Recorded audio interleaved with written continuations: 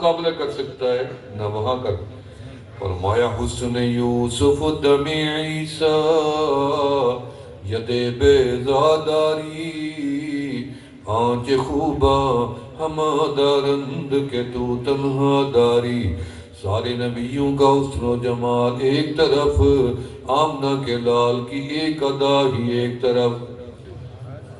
قل انما انا بشر مثلکم یوحا. قرآن کیا کہہ رہے ہیں؟ آپ اپنی زبان مبارک سے ان کو بتا دیں کہ میں بشر ہوں. اللہ تو کہہ رہے ہیں کہ آپ بشر ہیں، لیکن آپ فرما دیں قل انما انا بشر، کہ میں بشر ہوں. خود فرما رہے ہیں اور ہے قرآن. بشر ہوں، میں بھی بشر ہوں، آپ بھی بشر ہیں. اچھا آپ نے جب فرما دیا کہ بشر ہوں، 1400 سال گزر گئے، کسی نے یہ کہا کہ آمنہ کے لال اللہ ہیں یا اللہ کے بیٹے ہیں؟ کسی نے یہ کہا کہ آپ فرشتے ہیں؟ نہیں، کیونکہ قرآن نے بھی کہا اور آمنہ کے لال نے بھی وضاحت فرما دی انما انا بشر مثلکم. لیکن مثلکم، بشر مثلکم تک ہے، آگے یوحا الی، میرے اوپر وحی آتی ہے، تمہارے اوپر نہیں آتی. میں بولوں تو تھوکے نکلیں، میرے آقا بولے تو نور کی کرنیں نکلیں، میرے بدن سے پسینہ آئے تو بو آئے، میرے آقا کے بدن اطہر سے پسینہ آئے، ایک قطرہ آئے تو پورا مدینہ ہی مہک جائے. فرق ہے ہمارے آنے میں اور آپ کے آنے میں. اما ہوا پیدا ہوئی تو حسین تھی آدم علیہ السلام. الجنس یمیل الی الجنس، مائل ہونے لگے، قریب جانے لگے. اللہ نے فرمایا ٹھہرو ٹھہرو آدم، ابھی قریب نہ جانا، ہاتھ نہ لگانا ہوا کو. اللہ کیا کرنا ہے؟ اور میں نکاح ہونا ہے، پہلا نکاح جنت میں. کیا ہوگا؟ بھئی اس کا حق مہار ادا کرو، مہر ادا کرو. اللہ کیا مہر دینا ہے؟ ہر چیز تو ہے اس کے پاس جنت کی جو میرے پاس ہے، وہ اس کے پاس نہ ہو تو میں دوں. لباس جنت کا اس کے پاس ہے، وہی میرے پاس ہے. اللہ نے فرمایا ہم بتائیں گے کہ مہر کیا دینا ہے، فیصلہ ہم کریں گے کیا دینا ہے. اور میں میرے محبوب حضرت محمد مصطفیٰ صلی اللہ علیہ وسلم کی ذات کے اوپر 100 مرتبہ درود و سلام پڑھو، جو اس کا ثواب ہے حوا کے مہر میں دے دو. یہ پہلا مہر ہے جو جنت میں دیا گیا، یہ پہلا نکاح ہے. سمجھ آ رہی ہے بات آپ؟ یہ وہ نکاح کی تقریب ہے جس میں آپ آئے بیٹھے. یہ انبیاء کی سنت ہے، اللہ کے حکم سے ہے. اس لیے نکاح کو مشکل نہیں بنانا، آسانیاں پیدا کرنے ہیں. میری شرائط نہیں مانتے اس لیے میں اس کو بیٹی نہیں دیتا. تو نے مشکل کیوں ڈالی ہے؟ یہ بیٹیاں بیٹھے بیٹھے روتے روتے قبروں میں چلی جاتی ہیں، سر سفید ہو جاتے ہیں. تو اپنے شرائط کی ضد میں لگا رہتا ہے. فرمایا جب بیٹی جوان ہو، ماں کا فرض ہے سب سے پہلے اپنے خاوند کو بیوی آگاہ کرے کہ آپ کی بیٹی جوان ہو گئی ہے، آئندہ میری ذمہ داری ختم، جلدی سے اچھا مناسب رشتہ ڈھونڈو. اور شریعت کہتی ہے اس کا رشتہ کرو. شریعت کی بات ہے.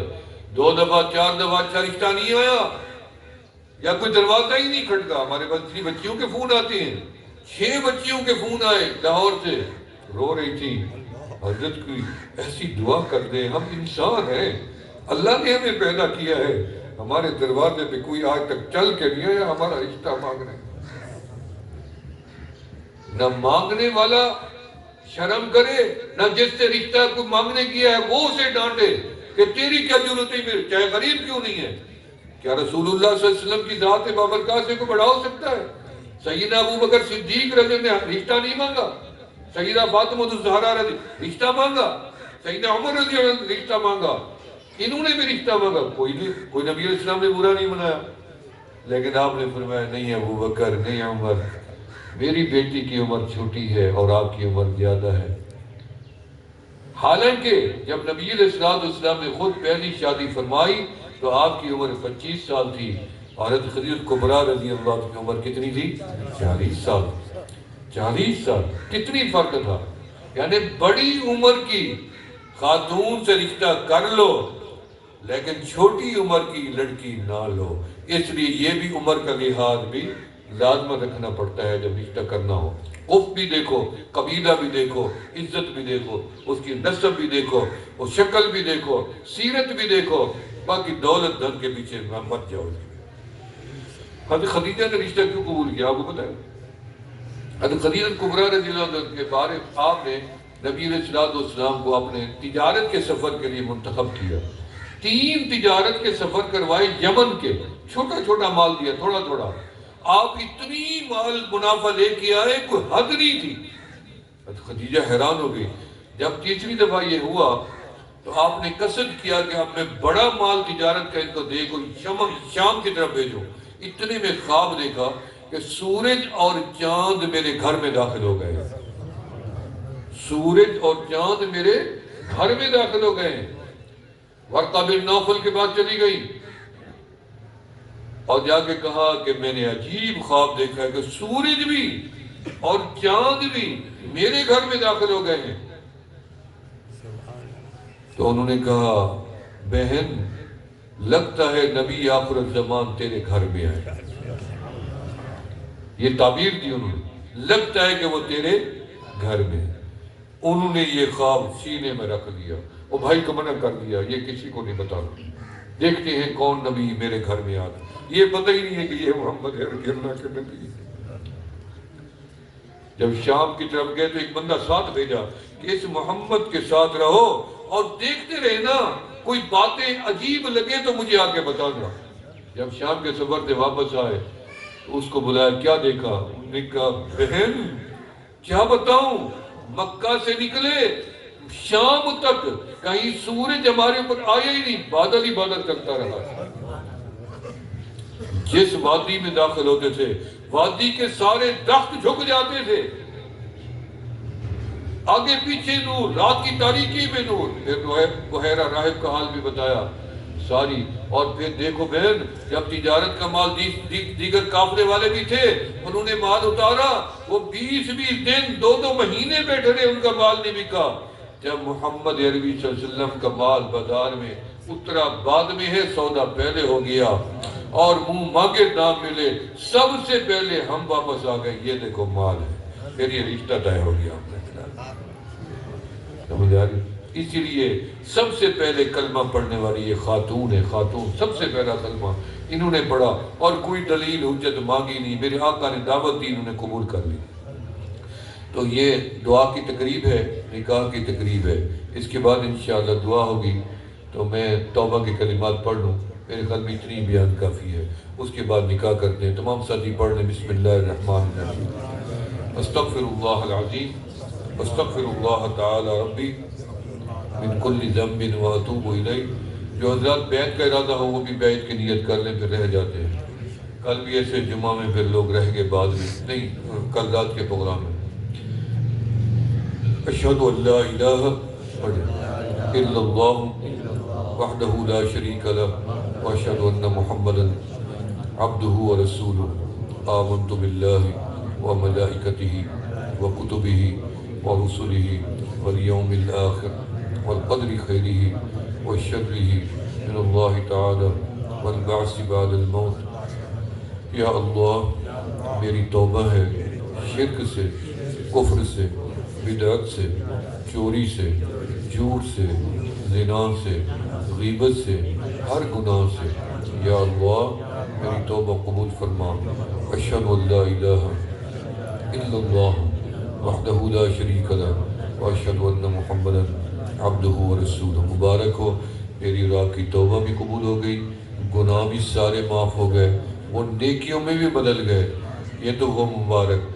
لیکن یاد رکھنا توبہ کے ساتھ نمازیں معاف نہیں ہوتی، روزے بھی معاف نہیں ہوتے، زکاتیں بھی معاف نہیں ہوتی، حقوق بھی نہیں ہوتے. ارادہ کر لیں کہ رب کریم جب تک یہ سارے ہم خود ادا نہ کریں ہمیں موت نہ آئے. پھر موت بھی آئے گی تو میرا مالک وہ بھی معاف فرما دیں گے. فجر کی نماز کے بعد روشی کی تصویر، زور کی نماز کے بعد تیسرا کلمہ شریف، عصر کے بعد پہلا کلمہ شریف، مغرب کی نماز کے بعد اللہ اللہ ذکر الہی، عشاء کی نماز کے بعد استغفار کریں گے نا انشاءاللہ تعالی. آخری گزارش ہے تقوی اختیار کریں. آج کے بعد جھوٹ نہیں بولنا، وعدہ کر دیں نا. جھوٹ عیب ہے، عیب، ندامت، حسرت، شرمندگی، رسوائی. ایک نہ ایک دن پکڑا جائے گا، یہاں بچ جائے گا تو قبر میں پکڑا جائے گا، حشر میں فائدہ ہی نہیں ہے. کوئی سچی زندگی، صاف ستھری زندگی گزارے. جو نقصان ہوتا ہے دنیا کا ہو جائے، لیکن ایمان نہ جانے دیں. ایمان بڑی قیمتی چیز ہے. اللہ اس کو ہمارے ساتھ بھیجے قیامت تک. اور حلال لقمہ، اللہ رزق حلال نصیب فرمائے، عقل حلال، صدق مقال. وآخر دعوانا الحمدللہ رب العالمین. کدھر ہے اجابت؟ دعا کریں. اللہم صلی علی سیدنا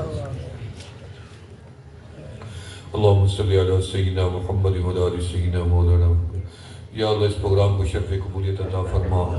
یا اللہ جس بچے کے لیے نکاح کے لیے رکھا گیا اللہ ان کے بچہ اور بچی کی عمر میں خوب برکت عطا فرما. یا اللہ ان سے نیک ذریت کو بھی پیدا فرما. ان کی خوشیاں ان کے والدین کو خوب نصیب فرما. جن کے بھی بچے بچیاں جوان ہیں اچھے شریف اعلیٰ رشتے عطا فرما. جو بھی رکاوٹیں آ رہی ہیں ان کے راستوں میں وہ بھی دور فرما اور آسانیاں پیدا فرما. حاضرین کے اوپر خوب نظر کرم فرما. بیماروں کو صحت یاب فرما. پریشانوں کی پریشانیاں ان سے دور فرما. بے اولادوں کو بے عیب اولاد نرینہ عطا فرما. سب کی اولاد کے مستقبل کو روشن و منور فرما. میرے مالک اس ملک پاکستان کی حفاظت فرما. عالم اسلام کی حفاظت فرما. رب کریم پوری دنیا میں امن قائم فرما. شریعت مطہرہ کی تابعداری نصیب فرما. عقائد حق قائد توحید والا ایمان نصیب فرما. شرک و بدعات و رسومات سے بچا. یا الہ العالمین حضرت مولانا خلیل احمد صاحب صدیقی نور اللہ مرقدہ کی قبر پہ کروڑوں رحمت نازل فرما. یا اللہ ان کی اہلیہ کی قبر کو بھی روشن و منور فرما. اور یا اللہ ان کے ماموں حضرت مولانا حکیم رحیم بھائی صاحب رحمۃ اللہ علیہ ان کے بھی درجات کو خوب بلند فرما. یا اللہ جو بھی اس خاندان سے اس شہر سے قرب و جوار سے مرد و خواتین وفات پا گئے ان سب کی مغفرت فرما. مخالف و موافق کی مغفرت فرما. اور جس کی بھی موت قریب ہو جس مسلک سے تعلق رکھتا ہو سب کا خاتمہ بالخیر ایمان پر فرما. یا اللہ حرمین شریفین کی حاضری نصیب فرما. اسباب و ذرائع سب مسلمانوں کے لیے خود پیدا فرما. جو بچیاں بچے دیر تعلیم ہیں ان کو کامیابی سے امکنار فرما. سینوں کو روشن فرما. حافظوں کو قوی فرما. تقوی والی پرہیزگاری والی یا اللہ اخلاص والی شریعت والی زندگی نصیب فرما. پاکیزہ زندگی نصیب فرما. یا اللہ آنکھوں کی طہارت قلوب کی طہارت یا اللہ بولنے کا یا اللہ سارے معاملات کو بہتر فرما. جنہوں نے ہمیں دعاؤں کا کہا ان سب کی دعائیں قبول فرما. سب علماء کا سایہ دیرگاہ سلامت فرما. انہیں بیعت کا ارادہ کیا یا پہلے سے بھی بیعت تھے ان سب کو نسبتوں کا نور عطا فرما. فیضان کو جاری فرما. اس عاجز کے امداد کے اسوار کی حفاظت فرما. میرے والدین کی مشائخ کی بھی خوب مغفرت فرما. درجات کو بلند فرما. اور جو بھی غلطیاں ہم بولنے سننے کی ہو رہی ہیں سب معاف فرما. ربنا تقبل منا انك انت السميع العليم وتب علينا انك انت التواب الرحيم. صلی اللہ تعالی علی خیر خلقہ محمد و آلہ اصحاب ذریات و اہل بیت اجمعین.